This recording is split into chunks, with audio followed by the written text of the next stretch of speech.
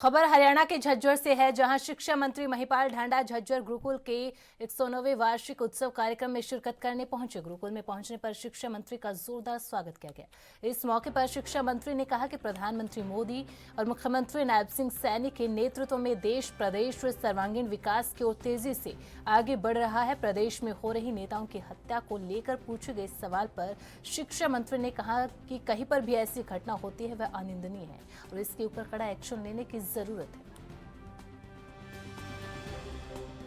आज झज्जर गुरुकुल में आने का मुझे सौभाग्य मिला है और अच्छी बात है कि मैंने यहाँ के बच्चों की तैयारियों को देखा है। परिपूर्ण मानव अगर कहीं इसकी कल्पना की जा सकती थी तो गुरुकुलों से की जा सकती थी।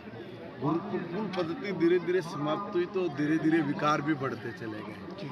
अब एजुकेशन का जिस तरह का ढांचा है उस एजुकेशन के ढांचे में भी कुछ अगर मूलभूत परिवर्तन करके अगर आज के समाज को सब ओर से परिपूर्ण करके अगर एक संस्कारवान समाज का निर्माण करना है तो गुरुकुल पद्धति की तरफ हमें जाना ही पड़ेगा, धीरे धीरे करके जाना पड़ेगा। और हम लोग आधुनिकता से भी मुंह नहीं मोड़ सकते।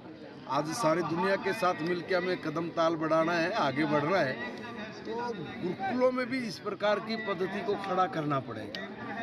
और मैं समझता हूँ कि अगर आदमी का शारीरिक, मानसिक, बौद्धिक और आध्यात्मिक विकास करना है तो उसमें जो हमारी इस तरह की गुरुकुल पद्धति है उसी के दम पर हम लोग दुनिया में लोहा मनवाते थे। एक टाइम गुरुकुल पद्धति के पढ़े हुए छात्रों की वजह से ही पूरी दुनिया का 67% GDP हमारे देश का था। अब वो धीरे धीरे कम हुआ, धीरे धीरे दूसरे देशों का जो वर्चस्व बना है वो हमारे लिए ठीक नहीं है कि हम लोग के पास इतनी विरासत में इतनी बड़ी पूंजी हो और हम लोग कहीं न कहीं उसमें पीछे गए हैं। मगर समय बदलेगा, तेजी से बदल रहा है।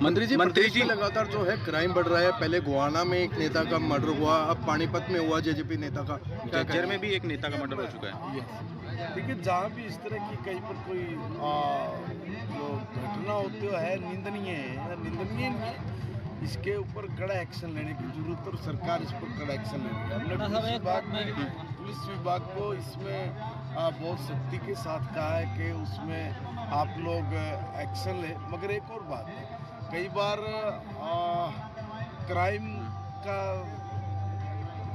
विश्लेषण करना पड़ेगा कि किस तरह का क्राइम है। एक होता है गैंगवार, एक होता है कि आपसी रंजिश, बड़ा अंतर होता है इन सब चीज़ों में।